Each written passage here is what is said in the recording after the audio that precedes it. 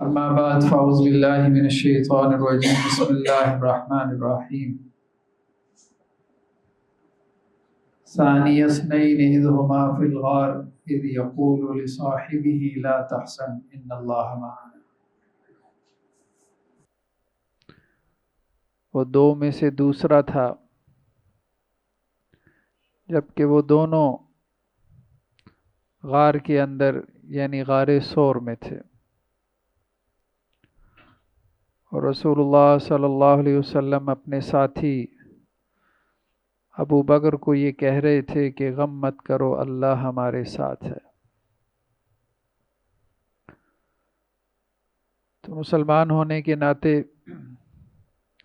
جس طرح ضروری ہے کہ ہم رسول اللہ صلی اللہ علیہ وسلم کی سیرت کا مطالعہ کریں،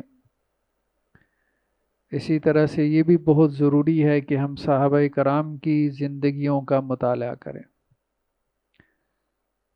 اور ان کے اسوہ سے اپنے لیے رہنمائی لیں، کیونکہ وہ ہم لوگوں کے لیے بلکہ قیامت تک آنے والی نسلوں کے لیے رہنما ہے۔ آپ علیہ الصلاۃ والسلام نے فرمایا کہ بہترین زمانہ میرا زمانہ، اور پھر اس کے بعد دوسرا جو میرے زمانے کے بعد ہے، یعنی صحابہ کرام کا زمانہ۔ اور اس میں کوئی شک نہیں کہ اللہ سبحانہ و تعالی نے قرآن مجید میں کئی ایک مقامات پہ صحابہ کی تعریف کی، ان کی مدح بیان کی، ایک جماعت کے طور پہ بھی اور افراد کے طور پہ بھی۔ حضرت ابوبکر رضی اللہ عنہ قرآنی شخصیات میں سے ہیں، یعنی وہ پرسنالٹی ہیں، وہ شخصیت ہیں جن کا ذکر قرآن میں آیا اور اچھے انداز میں آیا، نبی کے ساتھی کے طور پر آیا۔ سفر ہجرت میں ہم دیکھتے ہیں کہ نبی کریم صلی اللہ علیہ وسلم نے جس کا انتخاب کیا وہ حضرت ابوبکر صدیق رضی اللہ عنہ تھے۔ سفر و حضر میں اللہ کے رسول صلی اللہ علیہ وسلم کے ساتھ جو سائے کی طرح رہتے تھے وہ آپ کے ساتھی حضرت ابوبکر تھے۔ نہ صرف وہ زندگی میں آپ کے ساتھ رہے بلکہ اللہ سبحانہ و تعالیٰ نے مرنے کے بعد بھی انہیں نبی کریم صلی اللہ علیہ وسلم کی صحبت قیامت تک کے لیے عطا فرما دی۔ ہم یہ دیکھتے ہیں کہ حضرت عائشہ رضی اللہ عنہا کے حجرہ میں رسول اللہ صلی اللہ علیہ وسلم کی قبر مبارک کے ایک طرف حضرت ابو بکر رضی اللہ عنہ ان کی قبر ہے اور دوسری طرف حضرت عمر رضی اللہ عنہ۔ اللہ کے رسول صلی اللہ علیہ وسلم کی بہت سی احادیث ہیں اور خود صحابہ کرام کے بہت سے بیانات ملتے ہیں کہ جس سے حضرت ابو بکر کی فضیلت اور منقبت ثابت ہوتی ہے۔ حضرت عبداللہ بن عمر رضی اللہ عنہ فرماتے ہیں، یہ صحیح بخاری کی روایت ہے کہ رسول اللہ صلی اللہ علیہ وسلم کے زمانے میں ہم صحابہ کرام میں گریڈز طے کیا کرتے تھے، درجات طے کیا کرتے تھے کہ کون سب سے افضل ہے۔ فنخیر ابا بکر، تو سب سے اوپر ہم ابو بکر کا نام لیا کرتے تھے۔ یہ کس وجہ سے؟ اس وجہ سے کہ ان کی دین کے لیے قربانیاں تھیں۔ آج بدقسمتی سے ایسے لوگ پیدا ہو گئے کہ جو ان عظیم شخصیات کی ان قربانیوں اور ان کے اثار اور ان کے جذبوں کو نظر انداز کرتے ہوئے اس بات پہ تلی ہوئی ہیں کہ ان کی شخصیتوں کو مسخ کر دیں۔ آج ایسے لوگ آپ کو سوشل میڈیا پہ مل جاتے ہیں جو یہ کہتے ہیں کہ جی آؤ ہمارے ساتھ مناظرہ کرو، ابو بکر کا ایمان ثابت کرو، تو ہم ثابت کرتے ہیں کہ وہ منافق تھے، معاذ اللہ۔ تو یہ دین کے اندر بہت بڑا فتنہ ہے کہ وہ لوگ جن کی وجہ سے دین ہم تک پہنچا، وہ لوگ جن کی وجہ سے قرآن ہم تک پہنچا، ان کی شخصیات کو داغدار کر دیا جائے، تو آپ کے لیے پیچھے کون آئیڈیل رہ جائے گا؟ آپ کے لیے کون اسوہ رہ جائے گا کہ جس کی آپ اتباع کریں، جس کی آپ پیروی کریں؟ حضرت محمد ابن حنفیہ، یہ حضرت علی رضی اللہ عنہ کے بیٹے ہیں۔ حنفیہ ان کی والدہ کا نام تھا۔ وہ یہ کہتے ہیں کہ میں نے اپنے والد علی بن ابی طالب رضی اللہ عنہ سے سوال کیا، ای الناس خیر بعد رسول اللہ صلی اللہ علیہ وسلم، اللہ کے رسول کے بعد لوگوں میں سب سے افضل کون ہے؟ مسلمانوں میں سب سے مقام اور مرتبے میں اوپر کون ہے؟ تو حضرت علی نے فرمایا ابو بکر۔ ابو بکر ہے۔ وہ کہتے ہیں میں نے پھر سوال کیا ثم من، تو انہوں نے کہا ثم عمر، ابو بکر کے بعد عمر کا درجہ ہے۔ یہ بھی صحیح بخاری کی روایت ہے۔ حضرت علی رضی اللہ عنہ سے ایک اور روایت جو ہمیں صحیح بخاری میں ملتی ہے، جس سے یہ احساس بیدار ہوتا ہے، ہمیں یہ پتہ چلتا ہے کہ ابو بکر رضی اللہ عنہ کی یا حضرات شیخین کی، یعنی ابو بکر اور عمر رضی اللہ عنہما کی اس دین کے لیے کیا خدمات ہیں۔ حضرت علی رضی اللہ عنہ فرماتے ہیں کہ اکثر میں نے نبی کریم صلی اللہ علیہ وسلم سے یہ جملہ سنا، اتنا سنا کہ مجھے یاد ہو گیا، کیا؟ ذہبت انا و ابو بکر و عمر، میں گیا اور میرے ساتھ ابو بکر تھے، عمر تھے۔ ودخلت انا و ابو بکر و عمر، میں داخل ہوا اور میرے ساتھ ابو بکر تھے، عمر تھے۔ وخرجت انا و ابو بکر و عمر، اور میں نکلا یعنی فلاں جگہ سے نکلا اور میرے ساتھ ابو بکر تھے، عمر تھے۔ یعنی آپ صلی اللہ علیہ وسلم کہیں جاتے تھے، کہیں داخل ہوتے تھے، کہیں سے نکلتے تھے، سفر و حضر میں رسول اللہ صلی اللہ علیہ وسلم کے ساتھ تھی، آپ علیہ الصلوۃ والسلام کی جو ہے وہ خادم۔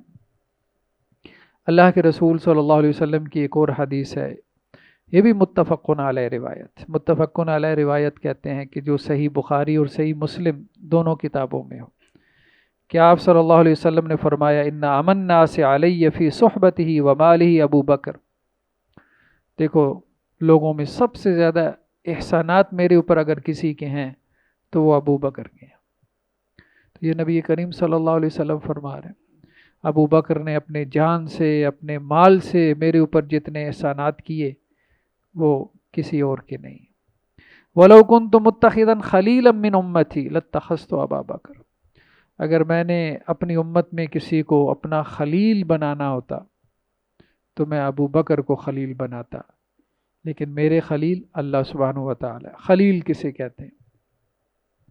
عربی زبان میں محبت کے لیے مختلف درجات ہیں، پانچواں درجہ اس کو عشق کہتے ہیں، یعنی محبت کے مختلف درجات ہیں، تھوڑی محبت ہو تو اس کے لیے علیحدہ لفظ ہے، پھر تو 10 درجات ہیں عربی زبان میں محبت کے اظہار کے لیے 10 الفاظ ہیں۔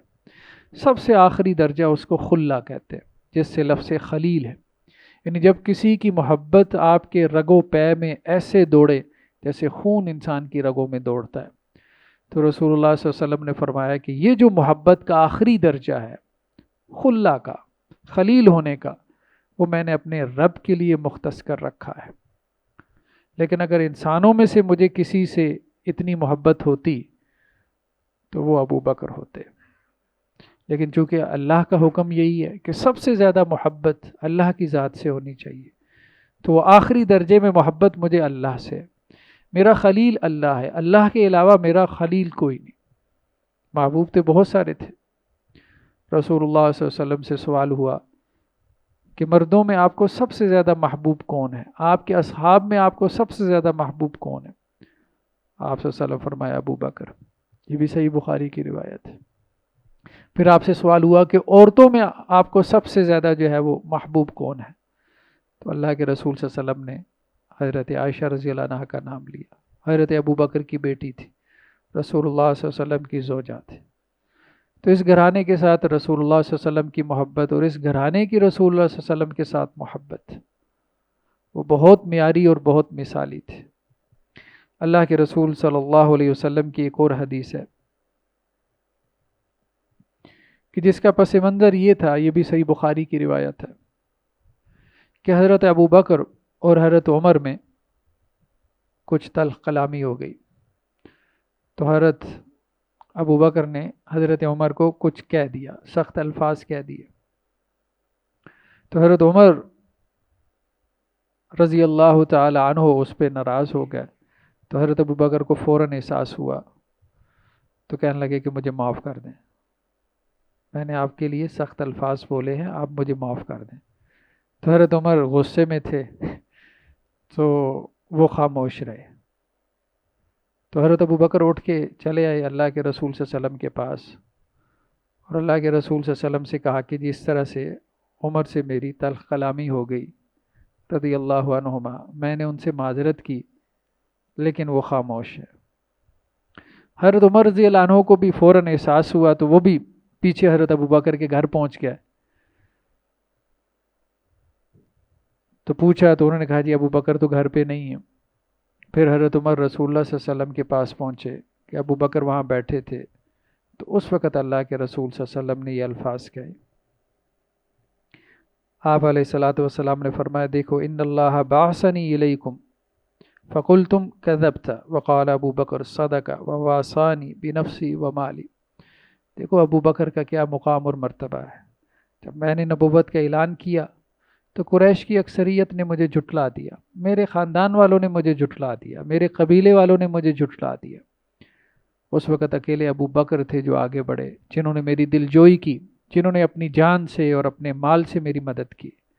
تو ابو بکر کے اس مقام کو، اس مرتبے کو اپنے سامنے رکھو۔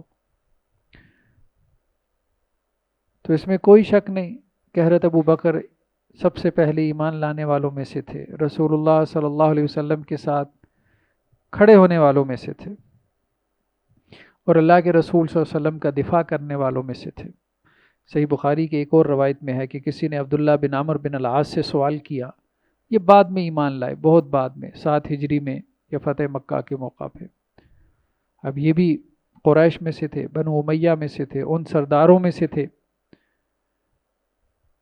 کہ ان سرداروں کی اولاد میں سے تھے جنہیں رسول اللہ صلی اللہ علیہ وسلم کو تکالیف پہنچائی تھی، ان کی نسل میں سے تھے۔ تو ان سے کسی نے سوال کیا کہ یہ بتاؤ کہ مشرکین نے سب سے زیادہ تکلیف رسول اللہ صلی اللہ علیہ وسلم کو کس موقع پہ دی اور کیسے دی؟ تو انہوں نے کہا کہ میں نے حرم میں دیکھا عقبہ بن ابی معیط کو کہ وہ رسول اللہ صلی اللہ علیہ وسلم کے پاس آیا، آپ نماز پڑھ رہے تھے، تو اس نے اپنی چادر آپ کی گردن میں ڈالی اور اس کو کھینچا، قریب تھا کہ وہ رسول اللہ صلی اللہ علیہ وسلم کا گلا گھونٹ دیتا۔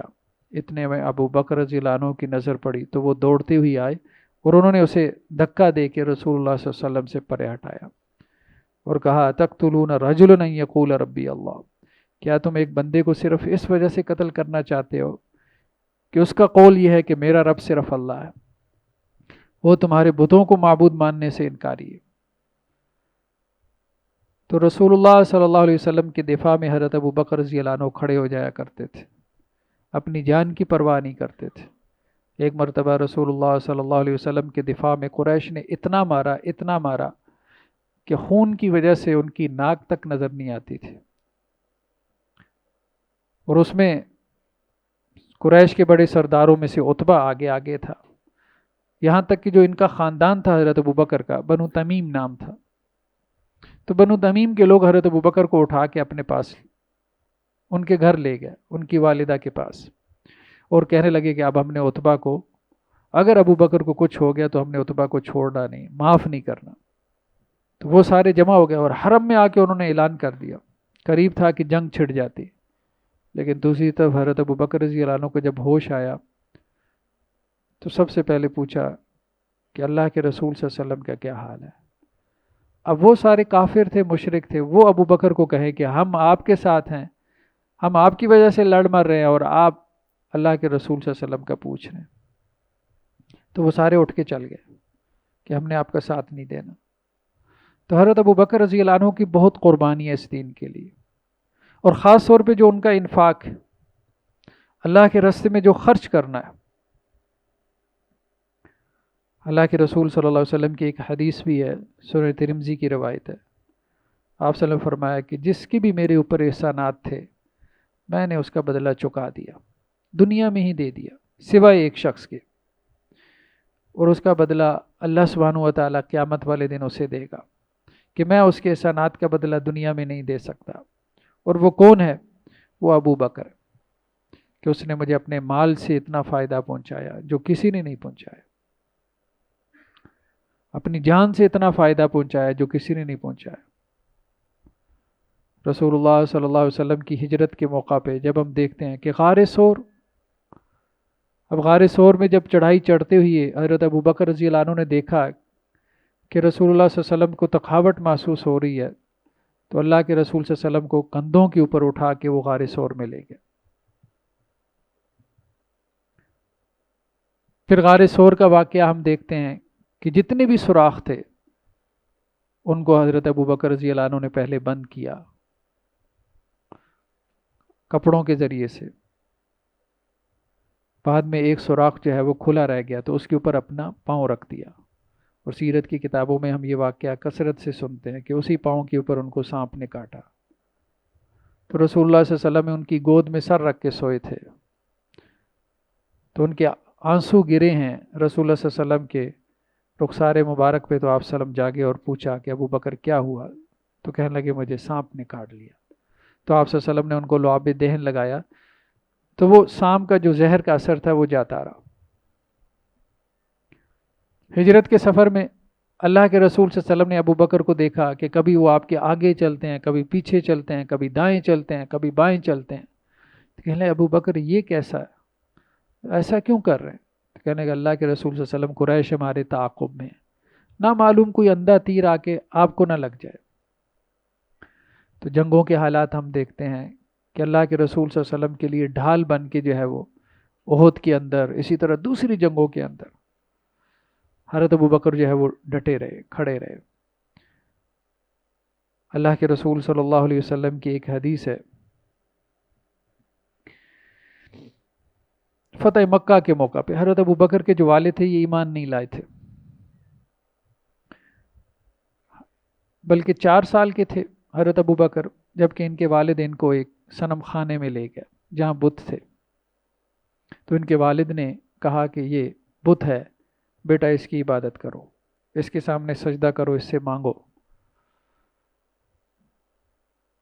تو اللہ سبحانہ و تعالیٰ نے شروع سے ہی بت پرستی سے حضرت ابو بکر رضی اللہ عنہ کو محفوظ فرمایا، زندگی میں کبھی بھی انہوں نے بت کی پوجا نہیں کی۔ تو وہ کہنے لگے کہ میں نے اپنے ابا کے سامنے اس بت سے کہا کہ مجھے کھانا چاہیے، مجھے کھلا دو، تو میں تجھے پوچھتا ہوں، مجھے فلاں چیز چاہیے، مجھے لا دو، تو میں تیرے سامنے سجدہ کرتا ہوں، جیسا کہ بچوں کی خواہشات ہوتی ہیں۔ اب وہ بت اس بیچارے نے کیا کرنا تھا، تو حضرت ابو بکر کہتے ہیں میں نے ایک پتھر اٹھایا اور اس بت کو دے مارا، وہ گرا اور ٹوٹ گیا، تو ابا نے مجھے بہت مارا۔ تو حضرت ابو بکر رضی اللہ عنہ کے جو والد تھے یہ فتح مکہ کے موقع پہ ایمان لے کے آئے، بہت آخر میں۔ تو اللہ کے رسول صلی اللہ علیہ وسلم کے پاس فتح مکہ کے موقع پہ حضرت ابو بکر آئے اور کہنے لگے کہ اللہ کے رسول، میں اپنے والد کو آپ کی خدمت میں لے کے آیا ہوں، آپ ان کے لیے دعا کریں، اللہ سبحانہ و تعالیٰ ان کو اسلام قبول کرنے کی توفیق نصیب فرمائے۔ تو آپ صلی اللہ علیہ وسلم نے فرمایا کہ ابو بکر آپ نے یہ تکلیف کیوں کی؟ آپ ہمیں کہتے ہم آپ کے گھر میں آ جاتے، آپ اپنے بوڑھے والد کو ہمارے پاس لے کے آئے، ہم آپ کے گھر میں آ جاتے۔ تو رسول اللہ صلی اللہ علیہ وسلم حضرت ابو بکر رضی اللہ عنہ کی بہت قدر کیا کرتے تھے، دین اسلام کے لیے ان کی خدمات کی وجہ سے۔ تو یہ مسند احمد کی روایت ہے، آپ علیہ الصلاۃ والسلام نے ان کے والد ابو قحافہ نام تھا ان کا، ان کے سینے پہ ہاتھ پھیرا اور کہا کہ اسلام قبول کر لے، تو انہوں نے اسلام قبول کر لیا۔ یہی حضرت ابو بکر کے والد آخر عمر میں خیر نابینا بھی ہو گئے تھے۔ ہجرت کے موقع پہ حضرت ابو بکر رضی اللہ عنہ نے کیا کیا کہ گھر میں جتنا روپیہ پیسہ تھا سب اٹھایا اور اپنے ساتھ لے گیا کہ رسول اللہ صلی اللہ علیہ وسلم کے کام آئے گا، دین اسلام کے کام آئے گا۔ حضرت ابو بکر کی جو بڑی بیٹی تھی حضرت اسما، وہ کہتے ہیں کہ ابو جہل پیچھے سے ہمارے گھر میں آیا اور اس نے آ کے میرے اوپر سختی کی، مجھے تھپڑ بھی مارے کہ بتاؤ تمہارے والد کدھر ہیں، محمد صلی اللہ علیہ وسلم کدھر ہیں؟ تو ہم نے ٹال مٹول سے کام لے، یہاں تک کہ ہمارے جو دادا ابو قحافہ وہ مجھے کہتے تھے کہ ابو بکر تمہیں بھوکا چھوڑ گیا، خود تو چلا ہی گیا، سارا مال و دولت بھی اپنے ساتھ لے گیا۔ تو حضرت اسما رضی اللہ عنہا کہتی ہیں کہ میں نے ایک کام کیا کہ ہمارے دادا کو چونکہ نظر نہیں آتا تھا تو ایک پوٹلی کے اندر میں نے کچھ پتھر ڈالے، اور وہ پتھر ڈالنے کے بعد جو ہے وہ میں اپنے دادا کے پاس لے گئی اور میں نے کہا کہ دیکھو ہمارے ابا ہمارے لیے بہت کچھ مال جو ہے وہ چھوڑ کے گئے، آپ سکون میں رہیں، آپ اطمینان میں رہیں۔ یہی حضرت ابو بکر رضی اللہ عنہ ان کے انفاق کے بارے میں کہ جب غزوہ تبوک کا موقع تھا، حضرت عمر رضی اللہ عنہ فرماتے ہیں، یہ سنن ابی داؤد کی روایت ہے کہ وہ یہ کہتے ہیں کہ اللہ کے رسول صلی اللہ علیہ وسلم نے ہمیں حکم دیا کہ ہم اللہ کے راستے میں صدقہ کریں۔ بعض اہل علم نے یہ بات لکھی ہے کہ حضرت ابو بکر رضی اللہ عنہ سے بعض صحابہ کرام عبادت میں آگے تھے، لیکن جو چیز ان کو ابو بکر بنانے والی تھی وہ انفاق تھا، اللہ کے راستے میں خرچ کرنا تھا. یعنی ان کی یہ خاصیت ایسی تھی کہ جس میں کوئی ان کی برابری کرنے والا نہیں تھا. تو سنن ابی داؤد کی روایت میں ہے کہ حضرت عمر رضی اللہ عنہ کہتے ہیں کہ میں نے یہ سوچا کہ آج تو میں ابو بکر سے سبقت لے جاؤں گا، تو میں گھر کا آدھا مال اٹھا کے لے آیا. رسول اللہ صلی اللہ علیہ وسلم نے پوچھا کہ عمر گھر میں کیا چھوڑا ہے؟ تو میں نے کہا جی آدھا مال آپ کی خدمت میں لے آئے ہوں، آدھا مال گھر والوں کے لیے چھوڑ دیا. کہتے ہیں اس کے بعد ابو بکر آ گئے، تو اللہ کے رسول صلی اللہ علیہ وسلم نے ان سے بھی یہی سوال کیا کہ ابو بکر گھر میں کیا چھوڑ کر آئے ہو؟ یہ نہیں پوچھا کہ لے کے کیا آئے ہو، گھر میں کیا چھوڑ کے آئے ہو. تو حضرت ابو بکر رضی اللہ عنہ کا جواب تھا ابقیت لہم اللہ ورسولہ، گھر میں تو اللہ اور اس کا رسول باقی چھوڑ کے آئے ہو. یعنی گھر کا سارا مال اٹھا کے لے آئے تھے. حضرت عمر رضی اللہ عنہ فرماتے ہیں میں نے اس کے بعد دل میں یہ بات کہی لا اسابقو کا الی شیء ابدا، اے ابو بکر اس کے بعد تو آپ سے مقابلے کی خواہش رکھنا بھی ممکن نہیں رہا. یعنی حضرت عمر رضی اللہ عنہ کا گمان یہ تھا کہ اب کے تو کوئی تو باری ایسی ہوگی. بعض روایتوں میں یہ بھی آتا ہے کہ کسی نے حضرت عمر رضی اللہ عنہ سے یہ بات کہہ دی، یا حضرت عمر رضی اللہ عنہ کے دور خلافت میں یہ بات کہہ دی کہ عمر ابو بکر سے افضل ہے. تو حضرت عمر رضی اللہ عنہ نے اس کو ڈانٹ دیا اور کہنے لگے کہ عمر کی پوری زندگی اگر ایک طرف رکھی جائے اور ابو بکر کی ایک رات جو غار ثور کی ہے تو عمر کی پوری زندگی اس کے برابر نہیں ہو سکتی. اور اللہ کی قسم میری پوری زندگی کے مقابلے میں اگر ابو بکر مجھے وہ ایک رات دے دے تو میں اس کو خوشی سے لے لوں. تو تم عمر کا مقابلہ کیسے ابو بکر سے کر لیتے ہو؟ تو حضرت ابو بکر رضی اللہ عنہ کا جو انفاق تھا، جو قربانیاں تھیں، جب ہجرت کا موقع آیا اللہ کے رسول صلی اللہ علیہ وسلم نے اشارہ کیا حضرت ابو بکر رضی اللہ عنہ کو کہ ہجرت میں آپ ہمارے ساتھی ہوں گے، تو انہوں نے فوراً سے جو ہے وہ 3 اونٹنیاں خرید لی کہ اللہ کے رسول صلی اللہ علیہ وسلم ایک پہ سواری کریں گے، ایک پہ میں سواری کروں گا. تو اللہ کے رسول صلی اللہ علیہ وسلم کے اشاروں کو سمجھتے تھے اور بہت رقیق القلب تھے، قرآن پڑھتے بہت روتے تھے. مکہ کے اندر انہوں نے اپنے گھر کے صحن میں ایک مسجد بنا رکھی تھی، چھوٹی سی مسجد گھر میں، جیسے ہمارے ہاں لوگ گھر میں مسجد بنا لیتے ہیں. اور جب اپنے صحن میں یہ قرآن پڑھتے تھے تو قریش کے لوگ جمع ہو جاتے تھے، یہاں تک کہ بہت سارے صحابہ وہ تھے کہ جو ان کا قرآن سن کے ایمان لے آئے. 10 مبشرہ یعنی 10 صحابہ جن کو دنیا میں جنت کی بشارت دی گئی، ان میں سے 5 ایسے تھے جو حضرت ابو بکر کی وجہ سے ایمان لے کے آئے. حضرت عثمان، حضرت زبیر، حضرت طلحہ، حضرت سعد، حضرت عبد الرحمن بن عوف. بہت حضرت ابو بکر رضی اللہ عنہ کی بات کے اندر اثر تھا. اس کی وجہ کیا تھی؟ ان کا تقوی، ان کا ورع.